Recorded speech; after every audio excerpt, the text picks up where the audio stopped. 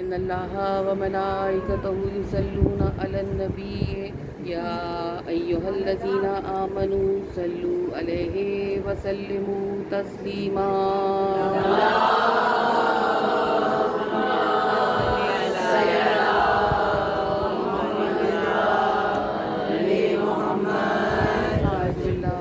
الشیطان اللعین الرجیم بسم اللہ الرحمن الرحیم الحمد للہ الملک الحق المبین الصلاۃ والسلام وتحیۃ والاکرام علی اشرف نبینا وخاتم المرسلین سیدنا و مولانا ابی القاسم محمد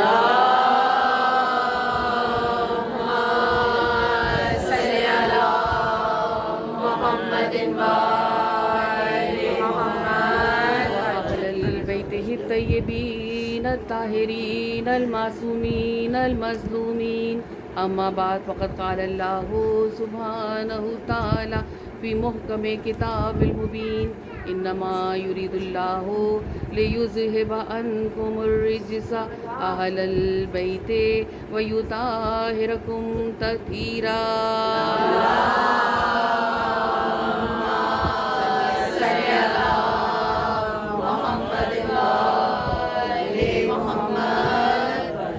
تمام تر تعریفیں اور حمد و ثنا یقیناً اسی ذات واجب و واحد کے لیے جو کل عالمین کا خالق ہے، جو بڑا مہربان اور نہایت رحم کرنے والا ہے، جو پاک و پاکیزہ بھی ہے، بلند اور بزرگ تر بھی ہے۔ وہ پروردگار عالم جو مانگے اور بن مانگے اپنی نعمتوں کو عطا کرتا چلا جاتا ہے، جو اسے مانے اسے بھی عطا کرتا ہے، جو اسے نہ مانے اسے بھی عطا کرتا ہے، جس کی حکمت عجیب و غریب ہے، جس کا نظام عدل ہے۔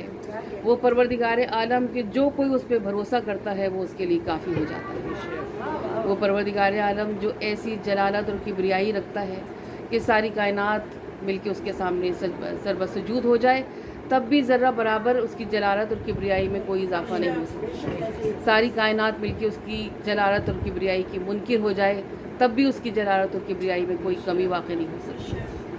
وہ پروردگار عالم کہ جس نے چاہا کہ میں پہچانا جاؤں تو اس نے اپنے نور سے ایک نور کو خلق کر دیا، اور اپنی اس کتاب میں ایک چھوٹی سی آیت میں اس شان سے اس کو بھیجنے کی فضیلت بیان فرمائی کہ جب یہ کہا وما ارسلناک الا رحمۃ للعالمین، اور نہیں بھیجا ہم نے تمام عالمین کے لیے مگر یہ کہ رحمت بنا کر۔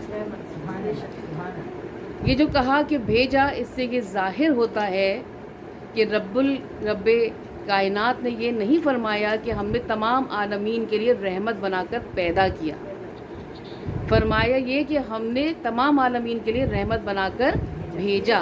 اس کا مطلب یہ ہے کہ اس نور کی خلقت بھیجنے سے بہت پہلے ہو چکی ہے، جس کو رسول نے فرمایا کہ سب سے پہلے خالق نے اپنے نور سے میرے نور کو خلق کیا۔ اب کس وقت پروردگار عالم نے اس نور کو خلق کیا؟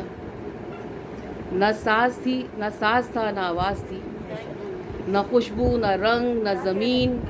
یہ سمجھ لیجئے کہ ہر حرکت و سکون کسی متحرک کے انتظار میں تھی۔ زمین اپنے بچھنے کے لیے پانی کی روانی کو تلاش کر رہی تھی، کوئی چیز نہیں تھی، نہ کوئی آواز تھی، نہ کوئی وقت تھا، فقط ایک شمع وحدت تھی جو روشن تھی، اور اس شمع وحدت نے اپنے نور سے اس نور کو خلق کیا جس کے لیے کہا گیا بعد از خدا بزرگ تو ہی قصہ مختصر ہے، کہ سوائے پروردگار عالم کے اس سے زیادہ اور کوئی بزرگ نہیں ہے۔ اس نور کو خلق کیا پروردگار عالم نے، اور اس کا مطلب یہ ہے کہ تمام جتنے بھی دنیا میں لوگ ہیں، عام انسان، پھر عام انسانوں میں مسلمان، اور مسلمانوں میں پھر مومنین، اور مومنین میں پھر ان سے بھی زیادہ تقویٰ رکھنے والے ہمارے علماء اور مجتہدین اکرام، ان سب میں سب سے زیادہ جو مقام اور مرتبہ ہے وہ اللہ کے بھیجے ہوئے انبیاء کا ہے۔ لیکن تمام انبیاء بھی جس کی ہمسری نہ کریں، ان کا نام محمد مصطفیٰ ہے۔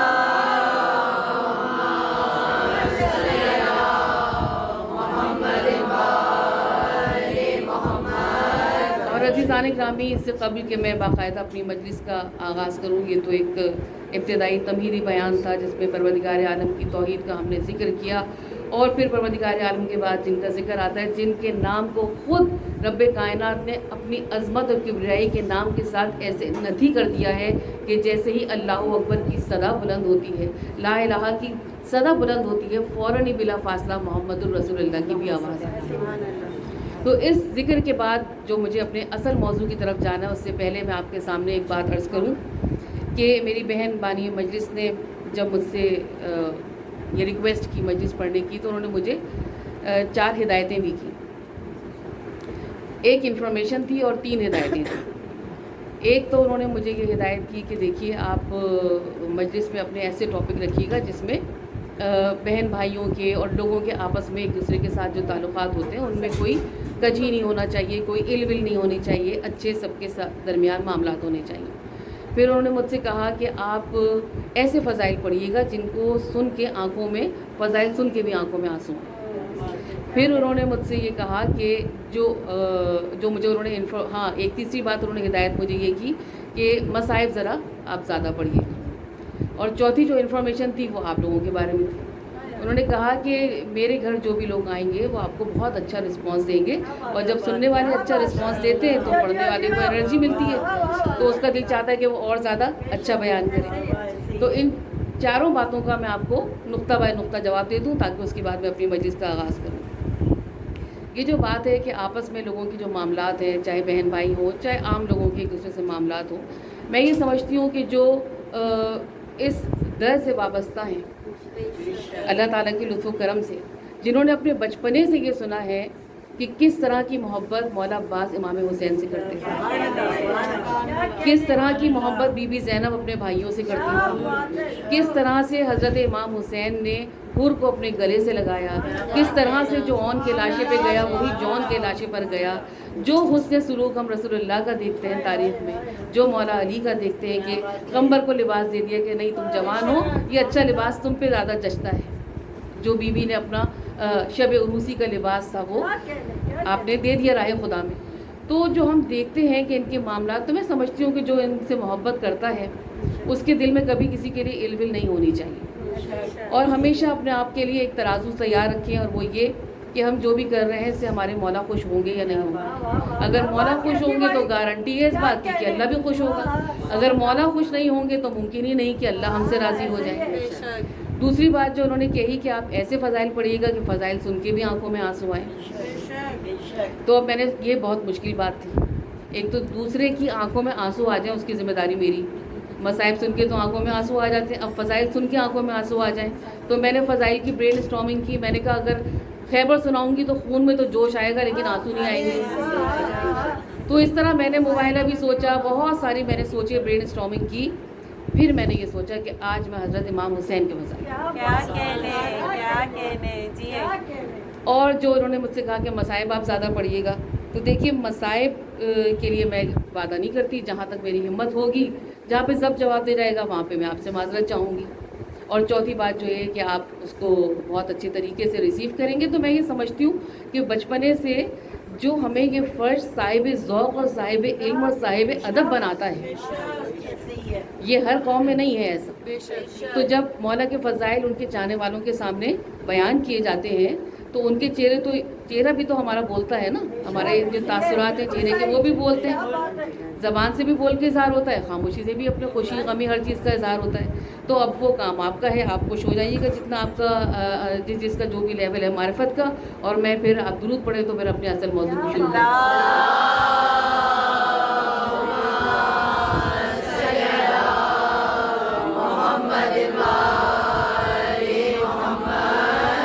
تو ہم بھی بات کر رہے تھے کہ پورے 1,24,000 انبیاء بھی جن کی ہمسری نہ کر سکیں، ان کے لیے کسی نے کہا تھا کہ رخ مصطفیٰ ہے ایسا آئینہ کہ اب ایسا دوسرا نہ ہماری بس میں خیال میں نہ دکانیں آئینہ ساز، لیکن خود انہوں نے جب یہ فرمایا کہ اولنا محمد و اوسطنا محمد و آخرنا محمد و کلنا محمد، اور یہ فرمایا کہ حسین مجھ سے ہے میں حسین سے ہوں، تو ہم نے یہ جانا کہ جو خدا کی مرضی کے بغیر کلام نہیں کرتا. جو دشمن تھے وہ دشمنی پر تو اتر آئے لیکن یہ کبھی نہیں کہہ سکے کہ یہ صادق نہیں ہے. جو پیغام حق یہ دے رہے ہیں وہ سچ نہیں ہے, کیونکہ 40 برس تک مسلسل یہ ٹائٹل اپنوں نے نہیں دیا تھا, یہ ٹائٹل دوسروں نے دیا تھا اور اپنی زبان سے وہ پھر نہیں سکے.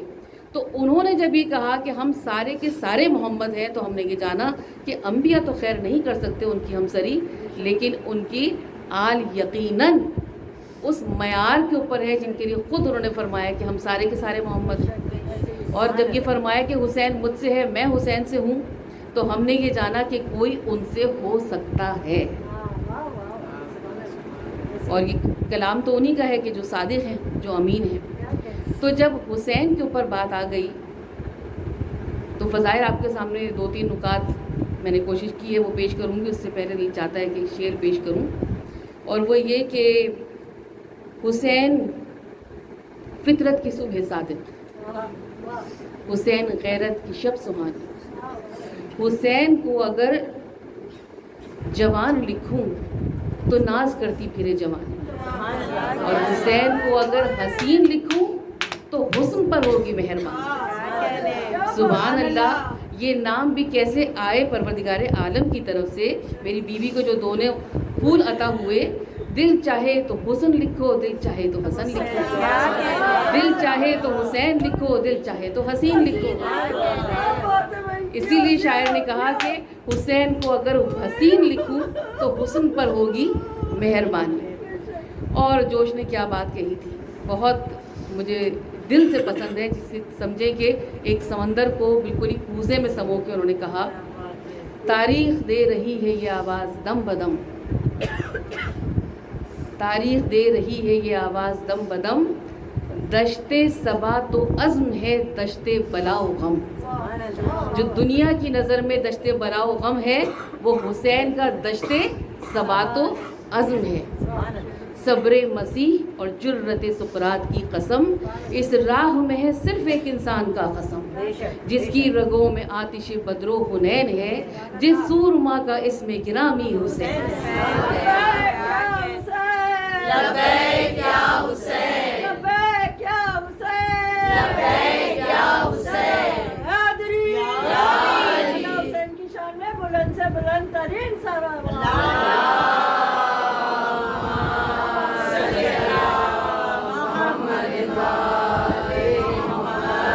اور یہ دیکھیے گا کہ میرے مولا کس طریقے سے توحید کی طرف کھینچتے ہیں. ہاں وہ حسین کا ابد آشنا ثبات, یعنی عزم مستحکم. ہاں وہ حسین کا ابد آشنا ثبات, کہتا ہے گاہ گاہ حکیموں سے یہی بات. یعنی دنیا کے جتنے بھی عقل مند لوگ ہیں ان کو یہ سمجھاتا ہے, کہتا ہے گاہ گاہ حکیموں سے یہی بات, یعنی درون پردہ صد رنگ کائنات. یہ جو کائنات ہے اور اس کے اتنے سارے رنگ ہیں, اس کے پیچھے ایک ذی شعور ذات ہے, ایک کارساز ذہن ہے, ایک ذی شعور ذات سجدوں سے کھینچتا ہے جو مسجود کی طرف, تنہا جو ایک اشارہ ہے معبود کی طرف. یہ میرے مولا کی شان ہے. اور جب حسین تک بات آ گئی تو بچپنے سے لے کے آج تک ہم نے ایک ربائی بہت سنی, ہر ایک کو یاد ہے, شاہ است حسین بادشاہ است حسین, دی حسین دی پناہ است حسین, سردار داد دست در دست یزید, حقا کے بنا لا الہ است حسین. یعنی حسین بادشاہ ہیں, حسین دلوں کے بادشاہ ہیں, ہر زمانے کے بادشاہ ہیں. جو نقطہ مجھے آپ کے سامنے بیان کرنا ہے وہ یہ کہ دیکھیے بادشاہ کے ساتھ ایک تخت کا تصور ہے. قرآن میں بھی تخت بلقیس کا ذکر ہے. بچپنے میں جو ہم کہانیاں سنتے تھے تو بادشاہوں کے محل کا ذکر ہوتا تھا اور ان کے تخت کا ذکر, بادشاہ تخت پہ بیٹھا ہوا ہے. تو جب حسین بادشاہ ہیں تو یقیناً ان کا بھی کوئی نہ کوئی تخت ہوگا. اور ہم یہ چاہتے ہیں کہ آج ہم اس فرش ازا کے وسیلے سے اپنی تصور کے آنکھ سے وہ عظیم و شان تخت دیکھ لیں کہ جو حسین بادشاہ کا تخت ہے. اللہ کے رسول تمام انبیاء سے افضل, وہ مسجد میں موجود, اور اللہ کے رسول حالت نماز میں, نماز کیا ہے؟ مومن کی معراج ہے. نماز کی بھی ایک معراج ہے. جب انسان سجدے میں جاتا ہے تو اپنی بلند ترین مقام کو جب پست ترین مقام پر لاتا ہے تو سب سے زیادہ عرش کے قریب ہوتا ہے. وہ آواز جو کسی کو سنائی نہیں دیتی وہ رب کائنات کو سنائی دیتی ہے. تو رسول صاحب معراج ہیں. رسول مومن کی معراج میں ہیں، یعنی نماز پڑھ رہے ہیں، اور اس معراج کی معراج والی حالت میں یعنی کہ سجدے میں. اور ایسے میں ایک بچہ جس کے دوش پر ان نما کا دوشالہ ہے، جس کے سر کے اوپر شہادت کا تاج ہے، جس کے سر کے اوپر تطہیر کا تاج ہے، جس میں شہادت کا نگینہ چڑھا ہوا ہے، جو جنت کا لباس پہنے ہوئے ہے، ایسے میں وہ داخل ہوتا ہے مسجد میں اور آ کر اپنے تخت پر بیٹھ جاتا ہے. دنیا نے اتنا عظیم و شان اور اتنا بلندی والا تخت نہیں دیکھا جیسا تخت حسین بادشاہ کو نصیب. اور اب بادشاہ کی مرضی ہے، اس کا جب تک دل چاہے وہ اپنے تخت پر بیٹھے. تو جب تک بادشاہ کا دل چاہا وہ اس تخت پر بیٹھا رہا. رسول وہ ہیں کہ جو جبرائیل کا انتظار کر رہے ہیں کہ خالق کی طرف سے کیا حکم آتا ہے. تو رسول جبرائیل کا انتظار کر رہے ہیں، جبرائیل اللہ کا انتظار کر رہا ہے، اللہ اس بادشاہ کا انتظار کر رہا ہے کہ بادشاہ اپنے تخت کے اوپر بیٹھا ہوا ہے. اور بات مزے کی یہ ہے کہ رسول اللہ کے زمانے میں ایسے بھی لوگ موجود تھے کہ جو رسول نماز میں کھڑے ہوئے ہیں اور باہر سے جب تجارت والے لوگ گزرے ہیں یا کھیل تماشے والے لوگ گزرے ہیں تو رسول کو نماز میں چھوڑ کر باہر کی طرف لپک گئے. یہ میں نہیں کہہ رہی، یہ اللہ کہہ رہا ہے. اگر آپ کو اس کو ویریفائی کرنا ہو تو سورہ جمعہ کی ترجمے کو آپ پڑھ لیجئے. تو اب میں یہ سوچ رہی تھی کہ وہ لوگ جن کو اتنی بے چینی ہوتی ہو کہ رسول نماز کی حالت میں ہوں اور باہر کھیل تماشے والے گزرے تو نماز کو چھوڑ کے رسول کو چھوڑ کے وہ باہر کی طرف لپک جائیں، تو سوچئے کہ جب رسول کو 70 مرتبہ سجدہ کرنے کی نوبت آئی تو کتنے بے چین ہوئے ہوں گے، کتنی دفعہ سجدے سے سر اٹھا کے دیکھا ہوگا. اور دیکھیے جب ہم کوئی اچھی چیز دیکھتے ہیں تو ہم کہتے ہیں سبحان اللہ. ایسے لوگوں سے 70 مرتبہ سبحان اللہ کہلوایا میرے مولا. جب سر اٹھا کے دیکھا حسین بادشاہ تخت پہ سبحان اللہ، پھر سجدے میں گئے، پھر سر اٹھا کے دیکھا، پھر دیکھا حسین بادشاہ تخت پہ بیٹھے، پھر کہا سبحان اللہ. یہ میرے مولا کا مقام ہے کہ جنہوں نے ایسوں سے بھی سبحان اللہ 70 مرتبہ کہلوا دیا جو رسول کو چھوڑ کے نماز پڑھنے باہر لپک جاتے تھے.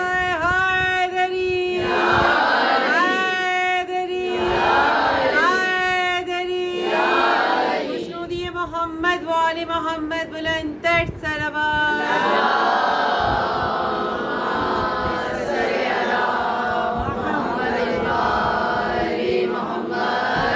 اب تخت تو آپ نے دیکھ لیا، اپنے اپنے ذہن میں دیکھ لیا آپ نے تخت. اس سے عظیم کوئی تخت ہو نہیں سکتا.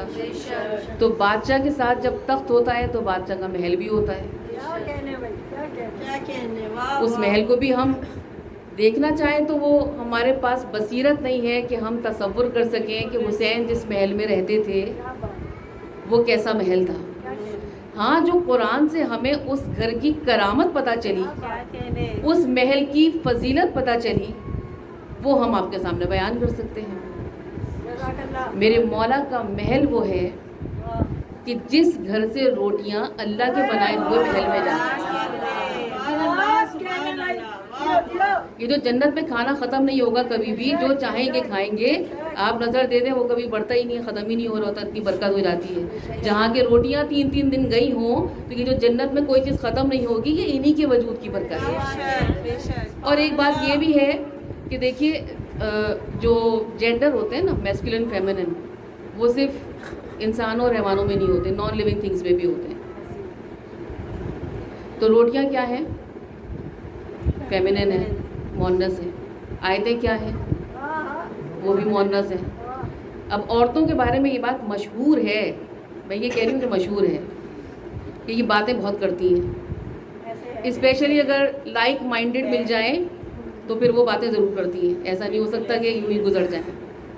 اصل میں ہوا یہ کہ یہ واقعہ نا پورا ایک ہی ٹائم پہ پیش آیا. محسوس کیجیے گا اس کو.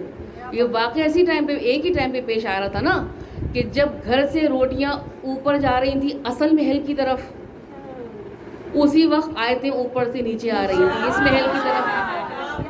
تو جب راستے میں دونوں ملی تو دونوں نے ایک دوسرے سے پوچھا کہ تم کہاں جا رہی ہو؟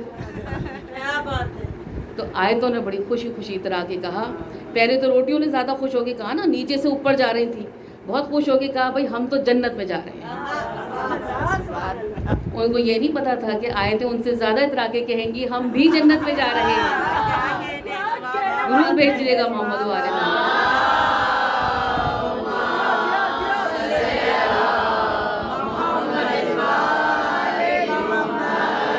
اچھا, اس گھر کی جو اس محل میں جو ملکہ تھی, اس ملکہ کے اندر بڑی فضیلتیں تھیں.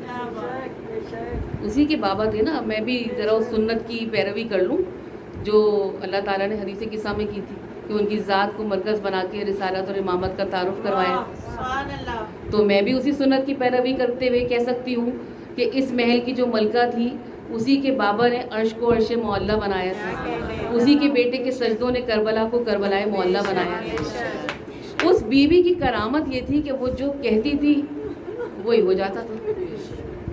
تاریخ میں آپ کو کہیں نہیں ملے گا کہ بیوی نے سوائے اپنی ماں کے کسی کو بھی ماں کہا ہو. اس لیے کہ اگر وہ کہہ دیتی تو پھر وہ ماں ہو جاتی.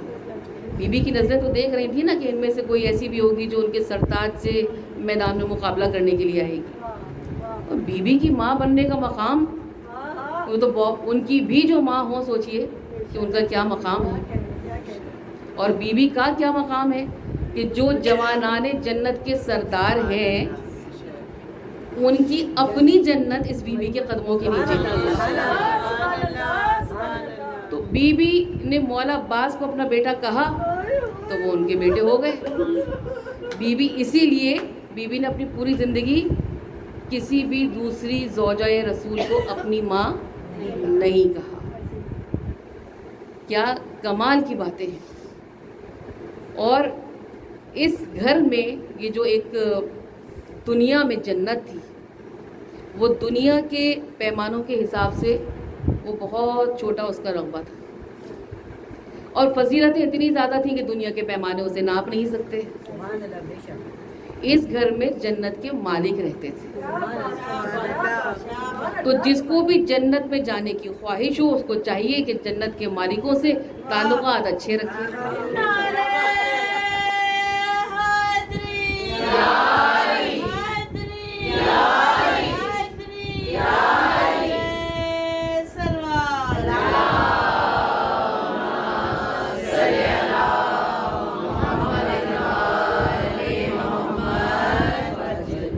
تو یہ کہ چیز تو بہت بڑی ملنے والی ہے. جنت میں جانا تو ہر سمجھیں کہ ٹارگٹ یہی ہونا چاہیے. اتنی بڑی چیز ملے اس کے لیے ضروری ہے کہ جو جنت کے مالک ہیں انہی کا وہاں حکم چلنا ہے, تو ان سے تعلقات اچھے ہونے چاہیے.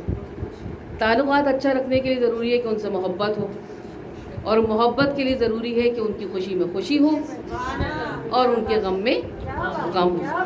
یہی تو محبت کے تقاضے ہیں نا کہ جس سے محبت ہوتی ہے اس کی خوشی میں خوشی ہوتی ہے, اور جس سے محبت ہوتی ہے اس کے غم میں غم ہوتا ہے. جس سے محبت ہوتی ہے اس کا ذکر بھی سننے کا دل چاہتا ہے, بار بار سننے کا دل چاہتا ہے. جس سے محبت ہوتی ہے اس کے گھر جانے کا دل چاہتا ہے. جس سے محبت ہوتی ہے اسے اپنے گھر بلانے کا دل چاہتا ہے. یہ سب محبت کے تقاضے ہیں. تو عزیزان گرامی, وہ یہ ہستیاں ہیں کہ جن کی فضیلتوں کا احاطہ کرنا بہت دشوار ہے. تھوڑا تھوڑا سا ذکر کرنے کی کوشش کرتے ہیں اور کچھ اپنے اندر اس کو جذب کرنے کی کوشش کرتے ہیں. اور رب کائنات ہم اس قابل بنائے کہ ہم ان ہستیوں سے وہ سبق سیکھیں کہ جس کے خاطر انہوں نے یہ سب قربانیاں دی. ایک مرتبہ درود بھیج دیجیے گا.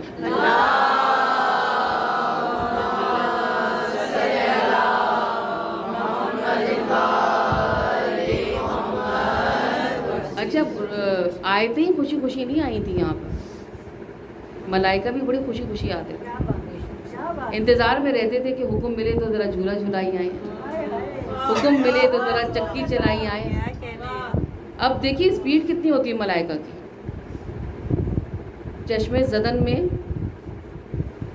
जब हज़रत इब्राहीम ने हज़रत इस्माइल को मिना में ज़िबा करने के लिए लिटाया तो गले पे छुरी रख चुके थे। इससे पहले कि वो छुरी चलने में कितनी देर लगती है, फ्रैक्शन ऑफ सेकंड। इससे पहले कि वो छुरी चलती तो जिब्राइल जन्नत से उस गोसफंद को लेकर आ भी गए और इस्माइल को हटा भी दिया, गोसफंद को लिटा भी दिया, और इससे पहले कि वो छुरी रवां होती ये सारा काम हो गया। तो मैं ये सोचती हूँ कि ये जो मजदूरी करने आते थे इस घर में चक्की चलाने के बहाने, कभी झूला चलाने के बहाने, तो ये तो बहुत स्पीड में हो जाना चाहिए था काम। लेकिन किसी तारीख में आपको ऐसा नहीं मिलेगा कि चश्मे ज़दन में चक्की पिस जाती थी और सारा जौ जो था वो आटा बन जाता था।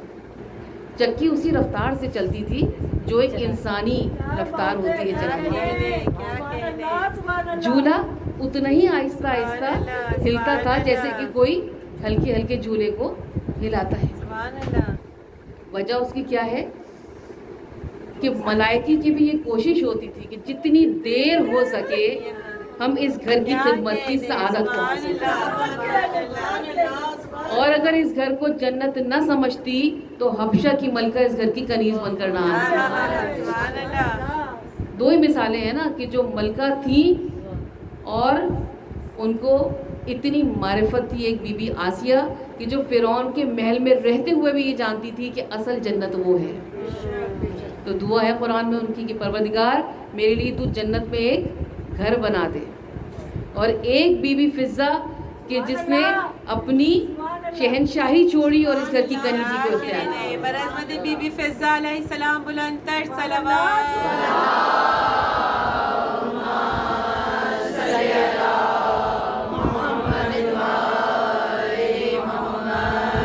और इस घर में जन्नत से रिजवान भी आता है। जब बीबी कहती है कि तुम्हारा लिबास दर्जी के पास है तो रिजवान जन्नत फ़ौरन दर्जी बन के चला आता है। तो मैं ये सोचने लगी कि ये रिजवान ने आखिर टेलरिंग सीखी कहाँ से थी। कोई सोर्स होना चाहिए ना, उसका भी कोई टीचर होना चाहिए जो उसको सिखाए, जो लिबास को काटे, उसको सिए, उसको तैयार करे लिबास के हिसाब से और लाके फिर वो दे। तो तारीख़ में आपको ये मिलेगा कि कुछ अंबिया ऐसे हैं जिनको अल्लाह ताला ने ज़िंदा आसमान पर उठाया है। उन अंबिया में एक हज़रत इदरीस भी हैं। हज़रत इदरीस वो हैं कि जिन्होंने सुई इजाद की थी और कपड़ों को सीना सिखाया था। तो ये इंतज़ाम अल्लाह ताला ने कि हसनैन अलैहिस्सलाम के कपड़े जन्नत में सिले, उस दर्जी को सिखाने के लिए उसके टीचर का इंतज़ाम हज़रत इदरीस की सूरत में बहुत पहले कर दिया। वरना हज़रत इदरीस को आसमान पर उठाने की कोई वजह समझ में नहीं आती। और जब आप उनकी हिस्ट्री पढ़ें तो पता चलता है कि सबसे पहले सुई उन्होंने ईजाद की, टेलरिंग उन्होंने सिखाई इंसानों को। इंसानों ने स्टेप बाय स्टेप तरक्की की है ना, कभी कपड़ा बना होगा, कभी सुई बनी होगी, कभी कटिंग सीखी होगी, कभी सिलना सीखा होगा। तो अंबिया के ज़रिए भी ये चीज़ें सिखाई गई इंसान की ह्यूमन डेवलपमेंट के लिए। लेकिन अल्लाह ताला ने उनको ज़िंदा उठा लिया कि वो जाके तैयार करें, ये खिदमत का शर्फ हासिल करें, हसनैन का लिबास कि जिसका कपड़ा तैयार हुआ हो जन्नत में, जो कटे जन्नत में, जो सिले जन्नत में, और फिर उसके बाद रिजवान जन्नत इंतज़ार करे कब बीबी कहे और मैं इस खिदमत का शर्फ हासिल करूँ, कब बीबी कहे और मैं इस खिदमत का शर्फ हासिल करूँ। और मेरा तसव्वुर ये कहता है कि अल्लाह ताला तो आदिल है। इस घर में 2 बच्चियाँ भी थीं, ऐसा मुमकिन नहीं है कि 2 बच्चों के लिए तो अल्लाह लिबास जन्नत से भेज दे और 2 बच्चियों के लिए ना भेजे। तो फिर ये क्यों नहीं आया तारीख में कि उन दोनों बच्चियों के भी लिबास जन्नत से आए थे। जो मेरी समझ में आया वो ये कि जो बच्चों ने लिबास पहने थे वो पहन के ईदगाह गए थे नाना के साथ, तो दुनिया ने उसको देख लिया।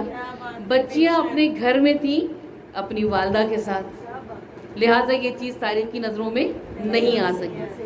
मगर मेरा तसव्वुर ये कहता है कि इन बच्चियों के लिए भी जन्नत से यकीनन लिबास आए थे। और जब जन्नत की बात आई है तो एक دل میرا چاہ رہا ہے کہ میں ایک اپنی سوچ آپ کے ساتھ شیئر کروں اور بس اس کے بعد پھر میں ربط مصائب کی طرف آ جاؤں گی. یہ بات شاید آپ نے کبھی کسی کتاب میں نہیں پڑھی ہوگی اور نہ ہی کسی ذاکر یا ذاکرہ سے سنی ہوگی. یہ میں نے خود ہی ذہن میں میرے آئی بات. 3 جملے ایسے ہیں جو مجھے یہ لگتا ہے کہ وہ جنت کے جملے ہیں. 3 جملے وہ مجھے ایسا لگتا ہے جنت میں بولے جائیں گے, ہر وقت بولے جائیں گے, ہر کوئی بولے گا. وہ جملے بولے گئے تھے اس دنیا میں, لیکن جب آپ اس جملوں کو سنیں گے نا, مجھے یہ لگتا ہے کہ آپ کا دل اس کی گواہی دے گا کہ یہ جملے تو جنت کے جملے ہیں. یہ جملے تو اس قابل ہیں کہ ان کو جنت میں بولا جائے اور ہر وقت بولا جائے. جنت کی زندگی کیا ہے جو ہم فیری ٹیلز میں پڑھتے ہیں اینڈ میں, and they lived happily ever after.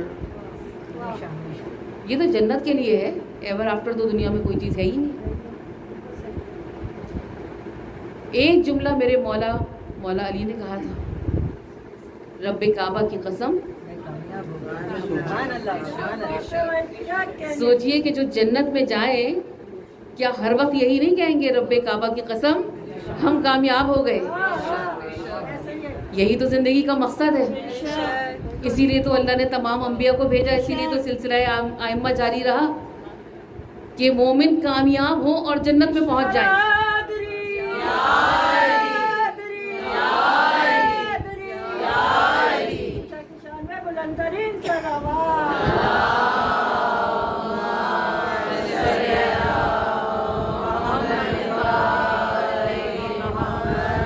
دوسرا جملہ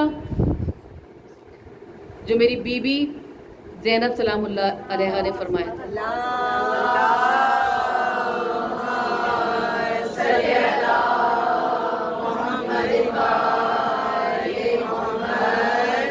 میری بی بی نے فرمایا تھا, ما رایت الا جمیلا. میں نے تو اللہ میں سوائے حسن اور خوبصورتی کے کچھ دیکھا ہی نہیں.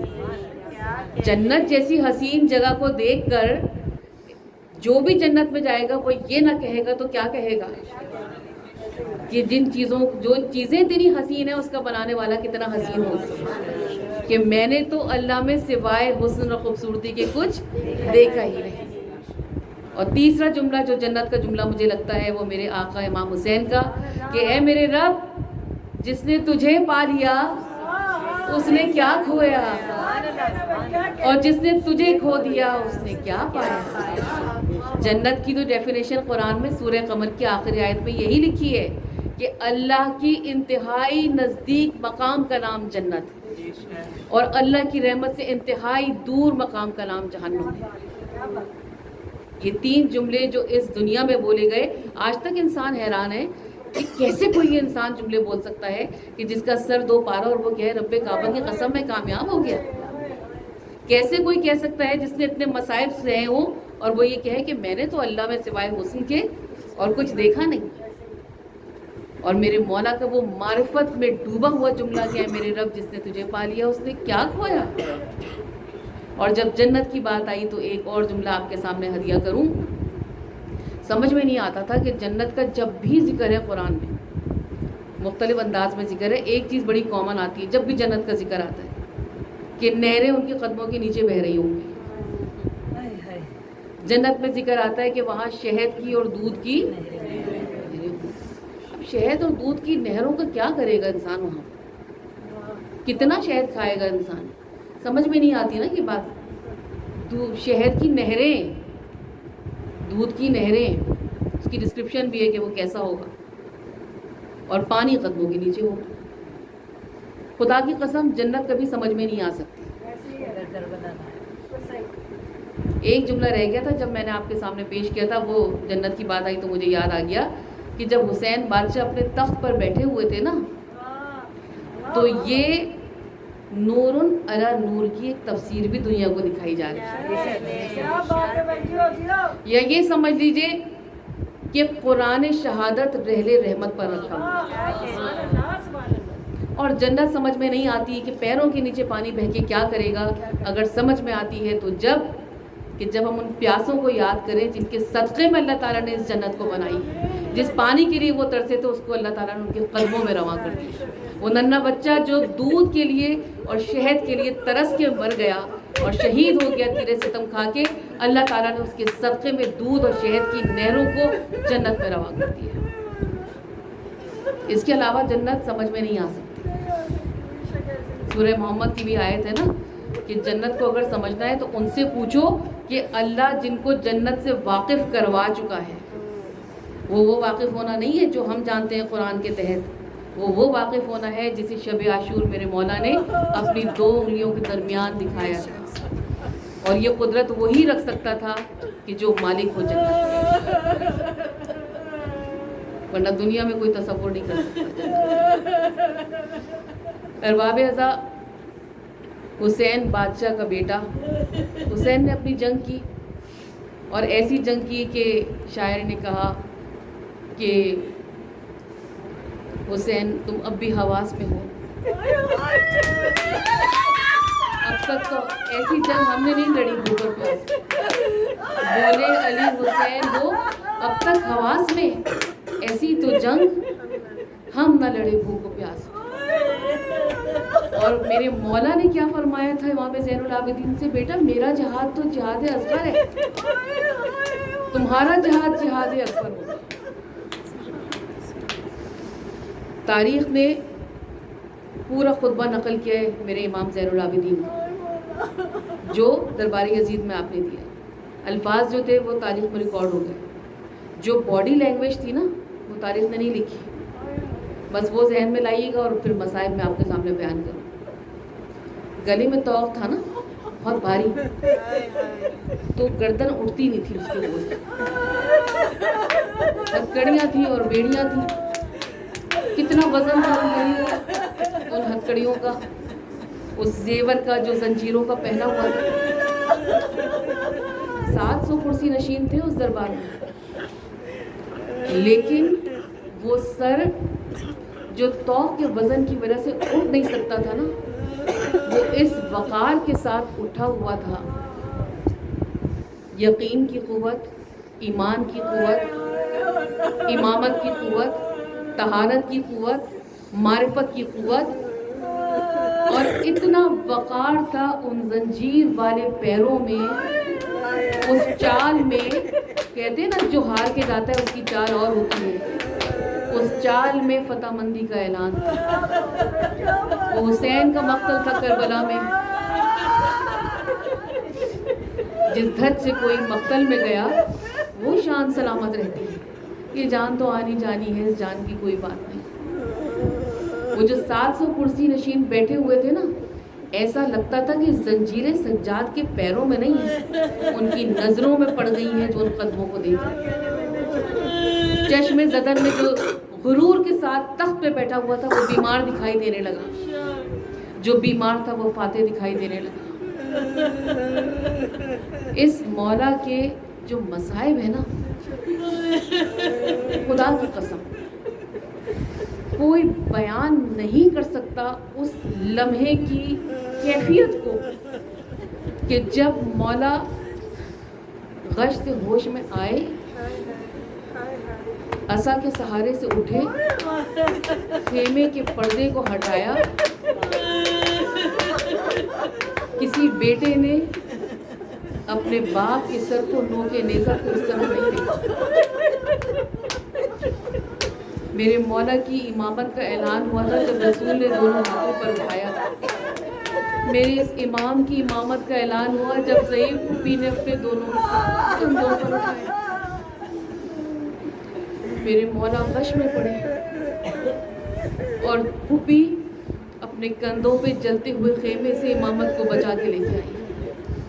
کربلا میں 30,000 روحیں بیمار تھیں، امام کا تو صرف جسم بیمار تھا. اس امام نے دیکھا، بس تصور لے کر آئیے گا. ہم دیکھتے ہیں کہ ایک صحرا ہے، صحرا میں گرمی ہے اور وہ شب کا منظر دیکھیں. جو چراغ تھے نا وہ بجھ چکے تھے، جو خیمے تھے وہ جل کے راکھ ہو چکے. اس صحرا میں صرف اندھیرا تھا، دور کہیں جو سیلیبریشن ہو رہی تھی اور وہاں جو روشنی ہو رہی تھی بس وہ روشنی. اس عالم میں میری مولا اور وہ میری بیوی. میں سوچتی ہوں اکثر کہ ہم کہتے ہیں یا لیتنی کنتو، لیکن جب شب عاشور کا تصور کرتی ہوں تو میرا دل چاہتا ہے کہ میں کہوں بی بی آپ کے قدم بہت تھک گئے ہیں اندھیرے میں بچوں کو تلاش. کاش میں وہاں ہوتی تو بیوی کے پیروں کو دباتی.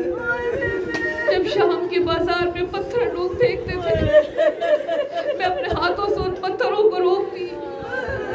کاش میں کہیں سے اس ردا کو لا کے بیوی کو دے سکتی جس کی وجہ سے میرے مولا نے کہا تھا منہا شہادت تو ہماری میراث تھی، لیکن میری ماں بہنیں در بدر میں پکا وہ چادر پھرے. میرے مولا وہ ہیں جنہوں نے وقت شہادت وصیتیں کی تھی نا امام محمد باقر کو کہ دیکھو یہ جو میرا سواری کا ناقہ ہے نا اس کو کبھی بھورے سے خرچے کوئی نہ مارے. میں نے 22 حج اس پہ سوار ہو کے کیے ہیں اور میں یہ سوچنے لگی کہ شاعر نے کہا تھا 1900 ہیں زخم تنے چاک چاک پر. ارے جس تاریخ نے حسین کے جسم پہ 1900 زخموں کو گن لیا وہ تاریخ ان تازیانوں کی گنتی کیوں نہ بتا سکی جو سید سجاد نے اس راستے میں کھائے. ان تماچوں کی گنتی کیوں نہ بتا سکی جو سکینہ نے شبر کے ہاتھ سے کھائے. شاید اس لیے کہ جو چیز گنی جا سکتی ہے وہ گن لی گئی، جس کا شمار نہ ہو سکا تاریخ اس کو نہ گن سکی.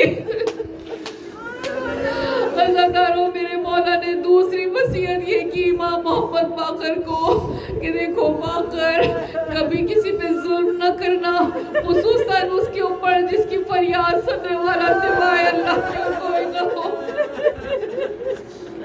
تاریخ کہتی ہے 3 جنازے ایسے ہیں جن کو غسل دینے والے روئے. ایک میری شہزادی معصومہ کونین جن کو غسل دیتے ہوئے میرے مولا نے بآواز بلند گریہ کیا تھا. ارے وقت شہادت بھی جو اپنی پسلیوں میں ہاتھ ڈالا تھا.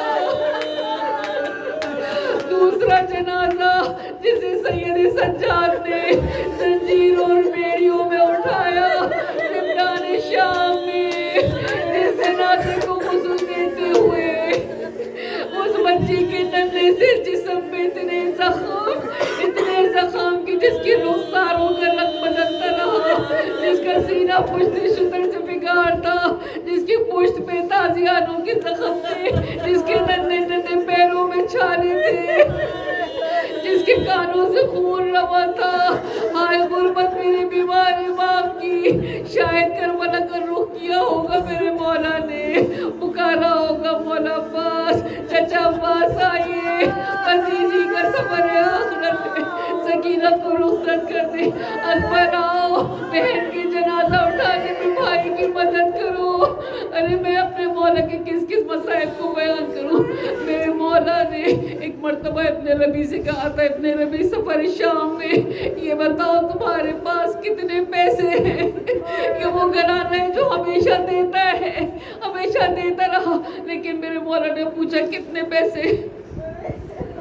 کہتا ہے مولا میرے پاس 200 درہم ہے.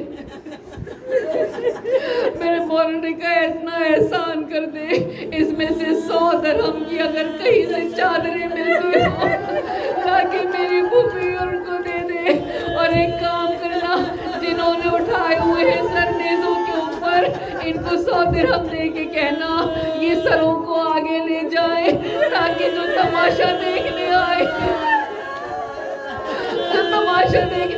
وہ ان سروں کو دیکھنے آگے چلے جائیں. ارے یہ غربت میرے مولا کی. میرے مولا رخصت ہوئے، جنازہ تیار ہوا.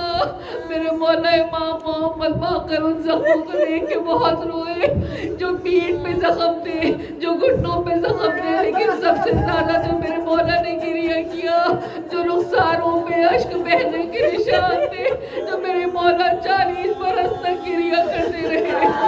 بس لے کر گئے بقی میں حسن کے برابر میں قبر تیار تھی. جب دفن کر سے تو ہاتھ برآمد ہوئے، لاؤ میرا عزادار مجھے دے دو، میرا